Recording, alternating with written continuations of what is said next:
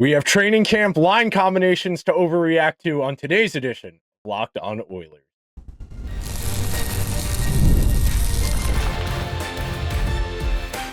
You are Locked On Oilers, your daily podcast on the Edmonton Oilers, part of the Locked On Podcast Network, your team every day. Hello, everyone, and welcome to today's edition of Locked On Oilers. I'm your host, Nick Zararis. I want to thank everyone who's making Locked On Oilers their first listen of the day. Locked On Oilers, part of the Locked On Podcast Network, your team every day. Today's episode is brought to you by our friends over at FanDuel, where now through September 22nd, all customers can bet $5 and get a 3-week free trial of NFL Sunday Ticket from YouTube and YouTube TV. Visit FanDuel.com to get started. So today's episode is all about the line and defensive pair combinations from the first session of Oilers training camp practice. So I'm recording this a little after 1 o'clock Eastern Standard Time. The first group went out a few hours ago. The second group should be out relatively soon, actually. And I just wanted to give an overall sense of the lay of the land. We are about 3 weeks away from the start of actual meaningful regular season hockey. When you are a team like the Oilers that has legitimate Stanley Cup aspirations, betting favorite according to FanDuel to take home the Stanley Cup this year, betting favorite to win the Pacific, all those little machinations of indicators that there's a high level of expectation for the Oilers here. I personally feel that the Oilers deserve to be here based on how their season went, based on the offseason moves, but there's volatility, as there is in any market, whether you're in the financial market, you're in the sports world, there is volatility. So we're going to talk about what we can glean from that first session, who was with who, why who was with who, and what we might be able to take away, because this is one of those rare instances where you get a pure, undistilled understanding of what decision makers think.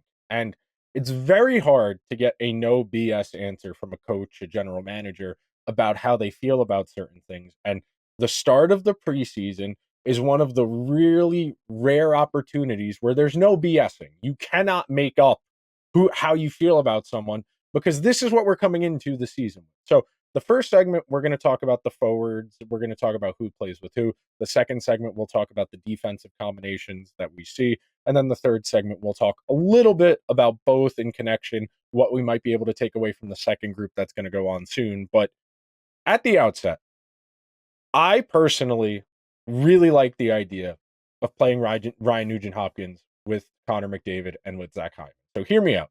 You've heard me talk a lot this summer about diversity of skill set, meaning you have guys who are good at everything on every line. Not everyone is going to be good at everything. I traditionally break down a player into one of three archetypes when we're talking about forward. You are either a forechecker, you are a distributor, or you are a goal scorer. There are guys who do both. McDavid is a goal scorer and a distributor. Hyman is a forechecker and a goal scorer. Nugent Hopkins is a distributor and can be a bit of a forechecker as well. He's unarguably the best in terms of defensive instincts of those three. So you have, at the very least, a defined forechecker, a playmaker, goal scorer, and a distributor and a forechecker who can flirt with 20, 30 goals if given the right opportunity. So in a vacuum, the skill sets line up nicely here. I know you might have heard me say a few weeks ago, I really like the idea of having Adam Henrique and Ryan Nugent Hopkins with Victor Arvidsson on a defense first, shut the game down line. And that's still the case. And that's one thing I do like about starting Nugent Hopkins here on the first line, at least to start training camp and probably how we're going to start the season, is that if you play him on the first line, you still have it in your back pocket to create different combinations down the road. But being that these guys have results together because they've all been on the team for a few years, the numbers bear out that this is a really dominant possession line. I'm going to click over to my notes here so I can cite them. But 60% of the scoring chances, 62% of the goals, 64% of the expected goals, 66% of the high danger chances. And that's over the last two regular seasons. So this past season that just ended and the one 2 years ago. So with that in mind, dominant possession team. You have McDavid to facilitate zone entries, you have Hyman as a retriever, and you have Nugent Hopkins to cover for defensive liabilities of McDavid and Hyman. And that gives this line quite a bit of opportunity to find that next gear, finding the exact right mix of players isn't always easy. And I talk about this a lot, the idea that just because you're a good player doesn't necessarily mean you're good at what you're going to be asked to do, who you're going to be a fit to play with, who the team asks you to play with, and finding adaptability in people's games. That's a sign of a good coaching staff. That's a sign of a good front office. A team that can identify, well, he hasn't really had to do this before, but because he's good at skating per se, we think he's going to be a good fit alongside McDavid. Because McDavid is going to garner so much attention, it's going to open up space. That's what happened here with Zach Hyman. Over the last 2 years, putting him with McDavid has opened up so much space on the ice for him that Hyman can park himself in front of the net and find ways to occupy defenders so that either McDavid himself can get the puck on the net, or defenses are going to go towards McDavid, which is going to give Hyman that tap-in. Make fun of Hyman for scoring tap-ins all you want, other fans around the NHL. He gets to the most dangerous areas of the ice. He converts at a very high rate. He has an above-average shot. You combine those two traits with playing with McDavid. Oh, and we're going to add Ryan Nugent Hopkins, who had 100 points 2 years ago. The potential for this line is through the roof. And like I said before, Nuge is someone you can play everywhere. And in theory, something else I thought about right now while I was talking, you have two centers out there. You can play a little bit with the matchups, who takes the draws on which side of the ice. You can try and get McDavid more space by starting him on the wing or on the dot, depending on who's out there against him. There are more opportunities here. And this is a very flexible combination of three players because they have different skill sets, because they can do different things, and it opens up opportunities. And I said this a few weeks ago, and I'll say it again. If the Oilers really want to find a way to break through to that next level at 5-on-5, especially during the course of a long regular season, if you can find a way to mitigate the need to play Bouchard with McDavid together, you can make another line almost as good as McDavid's line without McDavid. And if you can get Bouchard with Draisaitl consistently, or even, hell, if you can get Bouchard out there with Henrique's line, you might really be cooking. Of course, that's going to require the Oilers defense to be able to make some things happen. But we are about to talk about the defense coming up next after this quick break. Only one pair combination that has a real chance of starting on opening night. But I do think who's playing with who and the other candidate that's playing with Brett Kulak do tell you something. So we'll be right back after this quick break, and we're going to talk about the defense. You've heard us talk a lot about FanDuel, America's #1 sportsbook. Well, we have something a little different for you now. Through September 22nd, all FanDuel customers can bet $5 and get a 3-week free trial of NFL Sunday Ticket from YouTube and YouTube TV. Then, with the YouTube TV base plan, you'll be able to watch every regular season Sunday afternoon out-of-market game. All you need is a Google account and a current form of payment. You can cancel anytime if you are interested. Tonight, Thursday Night Football, we got the Patriots going to the Jets. The Jets, 6.5-point home favorites. My friends and I all agree that number's too high. We're all in on New England plus 6.5. It's not going to be pretty, but that feels like a high number for a Jets team that struggled against Will Levis and the Titans. The Giants going to Cleveland to take on the Browns are 6.5-point road underdogs. Interesting game. My personal favorite of the weekend, the Lions going to Arizona. So the 4:00 window Sunday afternoon. Lions at the Cardinals. The Lions 3.5-point road favorites with Kyler Murray and Marvin Harrison Jr. finding their synergy. I will be in on the Arizona Cardinals as home underdogs. And if you want to get in on the action and sprinkle a little bit more fun into your Sunday, visit FanDuel.com and download America's #1 sportsbook. Thank you to everyone who is hanging out on this Thursday edition of Locked On Oilers, where we are breaking down the earliest of early combinations we can see. First real day of training camp. There have been informal captain skates in Edmonton for the last few days, over the last few weeks. But this is the first day of organized team activities. Most teams across the league are doing informal stuff. Some teams are doing preseason testing. Some teams are doing light practices. Or if you're Lindy Ruff and the Sabres, you have your guys doing push-ups within the first hour of the first day of training camp because their compete level wasn't where you wanted it to be. So I've made no secret about it. My concern for the Oilers this year is their back end. They have unarguably one of the best first pairs in the entire league, if not the best first pair in the entire league in Ekholm and Bouchard. They were not amongst the first group to go out today. They will be out in the second group. The first defensive pair that was out with the groups with the forwards today was Darnell Nurse and Ty Emberson. And I, for one, am a little bit surprised. I had been operating under the assumption that it would be Troy Stecher because Stecher has been there in Edmonton this past year. He has a bit more familiarity with the team, with the systems, what they're going to be asking of him. But I find it encouraging that the Oilers, at least to start, view Emberson as a legitimate top 4 candidate and somebody they had a vision for. And I talk about this a lot in other sports, but in hockey, when you trade for a guy, you need to have a vision of how you're going to use him, how you're going to apply his skill set to your team. I want to see, okay, we got a defenseman in return for Cody Ceci. We know we need a right-handed defenseman to replace Cody Ceci. Does this guy's skill set match one of our left-handed guys where the two of them are going to be a natural fit together? I don't personally think Nurse and Emberson skill sets wise particularly match up. You just heard me talk about the forwards, the retriever, the distributor, the shooter. As far as this, these guys both profile as puck retrievers, meaning they're the guys who are going to put their backs to the forecheck, turn around, go behind the net, engage a forechecker, withstand a forecheck, and move that puck along the boards or up the walls, up the glass, or they're going to alley-oop it out because they are trying to absorb that pressure and give their partner and their forwards a chance to catch their breath. And this is my primary concern for the Oilers defense as a whole past that first pair. There's a fundamental lack of mobility.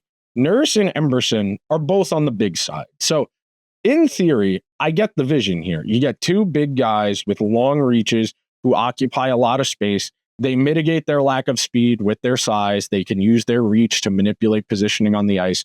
And in theory, you're going to be able to make up for that lack of foot speed with good positioning. That's the goal. In hockey, if you want to beat a team that's faster than you, you need a rigid, straight line understanding of your system's application of how to break it. If a team is trying to go up and down, back and forth, back and forth, back and forth, like Edmonton does, you dump the puck in, you make their defensemen retrieve the puck, organize, regroup, break out. If you're trying to beat a team that is consistently doing that to you, to dump and chase to slow you down, you need your guys at the half walls ready for that first breakout and go. There's none of this, we're going to regroup, we're going to organize, get it to a forward, and then go. It is, I need to be in this spot at this moment so that first pass is on my stick and I'm gone. That's it. That is it. And it is a complicated and frankly difficult skill set to find in the NHL. There are a lot more puck retrievers than there are puck movers. Puck movers are inherently more valuable. Puck movers profile as guys who can help generate offense. They are guys who run power plays. They are guys who operate at a 50, 60, 70, even 80 point per season clip because they have the puck on their stick a lot, because their team trusts them to facilitate, to orchestrate. And I am not ready to write off Emberson. I'm not ready to write off Darnell Nurse. I know there are a lot of people, me included, who are very skeptical of going into this season and pretending that everything is just going to be fine using Darnell Nurse in the role the Oilers have used him in the past. I wholeheartedly agree with skepticism about that. There's nothing to argue about here. He was a liability in the playoffs. He was the Oilers' worst defenseman in terms of consistency. Your hope, and it was very weird to see Nurse in the first group because based on what I have read and heard, he's dinged up at the moment. He may not be ready to start the actual season on time, so it was very weird to see that he was out there amongst that early group, the first group of training camp today. But if he's going to go, okay, how do we put Nurse in a position to succeed? We get him a partner who's a better skater. I don't know how good of a skater Ty Emberson is. He doesn't have a huge profile. He only has 30 career NHL games. He's on the bigger side. He's got a long reach. Good structure makes up for lack of speed. If Nurse and Emberson do a good job of standing up at the blue line, preventing clean zone entries, forcing the other team to dump in behind them and then go and get it, I think they can make up for the lack of speed. Speed is not everything, but it does help solve problems. Getting from point A to point B is an essential component of hockey. And at the highest level, the faster you are, the more room for error you have. And that's part of why Nurse, CC were so stressful during the playoffs, was they didn't have a lot of margin for error. There were a lot of turnovers. There were a lot of mistakes. But seeing those two out there together, that tells me there's a real opportunity here for Emberson to play his way into big minutes. And that's the type of calculated gamble I like to see. It shows a connection between front office and general manager, because the front office very clearly saw Emberson as we might be able to do something with this guy. He doesn't have a lot of experience, especially at the NHL level, but we like some of his underlying numbers. He's got a connection with our head coach from the AHL when he was in Hartford with the Rangers AHL affiliate, and Knobloch was the Rangers AHL affiliate coach. So there's a connection here. There's a familiarity. There's an opportunity for us to extract more value from this guy than what other teams might see, because we have an understanding of him already. We think we're going to be able to take advantage of a market inefficiency, which is what you want to see from teams that are close to being capped out. If they can consistently find excess value from players that other teams don't value, that's how you maintain a window for an extended period of time. You find those bottom six guys for cheap. You find those second and third pair defensemen for cheap from other teams because they don't see the fit. They don't play the right system. They don't have the right skill set. Again, I did a whole episode about Ty Emberson a few weeks ago.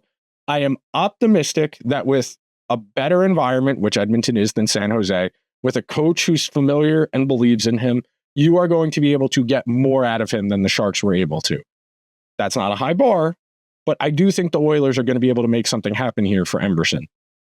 That said, the Oilers do need contingencies. That's part of why Josh Brown is there. That is part of why they signed Travis Dermott to a PTO.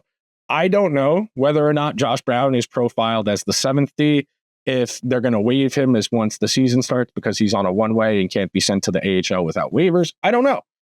Josh Brown was out there with Brett Kulak today. We know Brett Kulak is a lock to make the team. I don't know whether or not Josh Brown is a lock to make the team. If he's the 7th defenseman, that's probably fine. If he is a regular, if the Oilers are considering him a serious candidate over Troy Stecher, that would give me a bit of pause. I understand Troy Stecher is working his way back from an ankle injury that he missed a lot of time down the backstretch of last year and in the playoffs. If he was healthy, I would have strongly considered using him over Cody Ceci in the conference final and the cup final. But if they are going to give Josh Brown a real look, that does give me a bit of pause, because he does not have a great statistical profile, and he's never really been comfortable at the NHL level. Now, guys change. There are late bloomers, but I don't feel as comfortable. Now, the beauty of this is it's the first day, the first session of the first day training camp. I'm not worried about Josh Brown yet. If we're a week away from the regular season and it comes down to Josh Brown, Dermott, and Troy Stecher for that last spot, then I would be a little worried, because if one of those guys can't pull away from the other two, that tells me there isn't a huge gap between them, and that would give me concern, because none of those guys is great, but I do think Stecher and Dermott profile as better than Josh Brown, at least so far, based on all of their respective NHL careers. We're going to take one more quick break. We'll dive into the other forward group of NHLers that was out there. We'll talk a little bit more about the team as a whole, coming up next on this edition of Locked On Oilers. If you're like me, you are trying to hang on to the last bit of summer as much as you can. I will be at the Met game tonight. They're taking on the Phillies, trying to keep their playoff dreams alive. I got my tickets from our friends over at Game Time, the only app I use when I buy tickets to get to games, featuring some of the best tools in the ticket buying experience. Things like all-in pricing, where you toggle that feature on and there are no surprise fees at checkout. The seat view is my personal favorite, the most important. You get a panoramic view from your seat in the app before you buy. If you're going to a baseball game, you want to see balls and strikes. You want to see the ball in play. If you're going to a concert, you don't want to be stuck behind a pole. You don't want to be stuck behind equipment. You want a good view of the stage. Lowest price guarantee or Game Time will credit you 110% of the difference. And Game Time ticket coverage, where your purchase is covered with the most flexible customer service policy in the ticketing industry. So take the guesswork out of buying tickets with Game Time. Download the Game Time app, create an account, and use code LOCKEDONNHL for $20 off your first purchase. Terms apply. Again, create an account and redeem code LOCKEDONNHL for $20 off. Download Game Time today. What time is it? Game time. Thank you to everyone who is hanging out on this Thursday edition of Locked On Oilers, where we are breaking it all down about the first day of Oilers NHL training camp. Training camp presents the blank slate. You know, I talk about this a lot when we get to late February and we start talking about baseball and spring training, but hope springs eternal. Right now, all 32 NHL teams legitimately think they have a chance. And look, we all know that before the season starts, there are a good 8 to 10 teams, no chance of winning the Stanley Cup. There are another 8 to 10 teams in the middle class who would be just happy to make the playoffs. The Oilers are in that final grouping, that upper echelon that genuinely think they can win the Stanley Cup and have a good chance of winning the Stanley Cup. So keep that in mind. The expectations are going to be higher now. I understand a lot of people want to try and be fair. They want to lay it out. But the counterpoint to that is the clock is ticking. Time is finite. It is the most valuable resource you have in your life. It is the most valuable resource you have as a general manager or as a head coach. The more time you have, the more opportunities you have to correct course if there are mistakes. The Oilers we are at 11:59 p.m. on the Doomsday Clock, if you're familiar with that. I know that's kind of an old head reference, but the Doomsday Clock is from the Cold War era, and there was a clock. The closer it got to midnight, the closer we were to nuclear war. So that's the reference in time. The Oilers are not quite at that stage. It's not a Cuban Missile Crisis yet, but you are looking at McDavid and Draisaitl going from being a combined $20.5, $21 million to those two being $30 million 2 years from now. Oh yeah, and Nurse is coming in at 9. That's 40. You got 40 million in 3 players. Very quickly, your roster calculation is going to have to change. And I am so excited for this upcoming season. Talking about the fourth line, though, that was the one thing I did need to get to, because the pre-constructed fourth line in our heads was what we saw out there was the second line in the first group of Vasily Podkozlin, Derek Ryan, and Corey Perry. That group staying together tells you that the Oilers would like to keep their third line from the end of the playoffs of Janmark, Henrique, and Connor Brown together. You have that third line together. They showed some offensive flash. You saw Janmark and Connor Brown really start to put it together as a group, as a tandem on that in the conference final against Dallas. And then in the cup final against Florida, they looked really good as a trio. I assume that Connor Brown, the further he is removed from surgery, the better he's going to look, the more comfortable he's going to look. I don't think it's going to take until March for him to look comfortable at the NHL level. Podkolzin, I'm curious about, frankly. He's somebody I think who's a little more talented than a fourth liner, but based on how things shook out in Vancouver and based on how things are looking so far in Edmonton, he's going to be a fringe roster player. I would like to see Podkolzin get some run. I think he's probably got the best defensive instincts of him, Derek Ryan, and Corey Perry.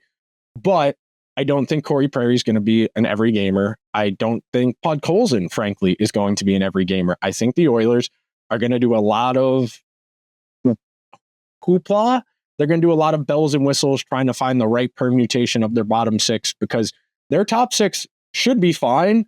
And figuring out how to root out inefficiencies in this bottom six and figuring out their defense are going to be the two main threads of this season. They have options for the bottom six. They brought in Mike Hoffman on a PTO, who we talked about yesterday, who I don't think is going to make the team, but can push for a roster spot. You have Matthew Savoie looming over this conversation as somebody who may or may not be able to push.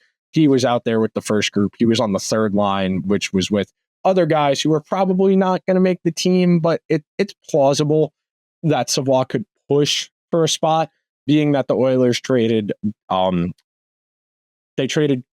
for him. It took me a minute to remember Ryan McLeod. I'm sorry. That was rude.